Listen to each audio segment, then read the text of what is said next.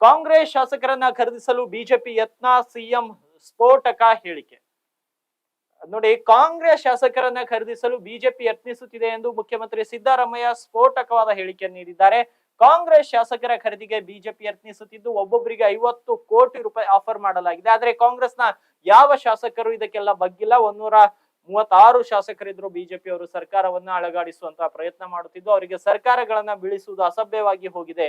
ನೇರವಾಗಿ ಅವರು ಯಾವತ್ತು ಚುನಾವಣೆ ಮಾಡಿಯೇ ಇಲ್ಲ.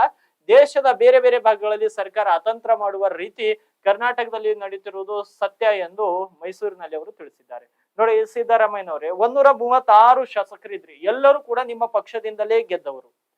ನಿಮ್ಮ ಪಕ್ಷದ ಶಾಸಕರಿಗೆ ನಿಮ್ಮ ಪಕ್ಷದ ಸಿದ್ಧಾಂತದ ಮೇಲೆ ಬೆಲೆ ಇಲ್ಲವೇ?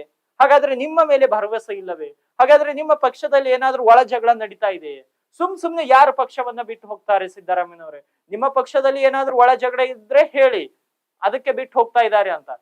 ಸುಮ್ನೆ ಯಾರು ಹೋಗ್ತಾನೆ ಇಲ್ಲ.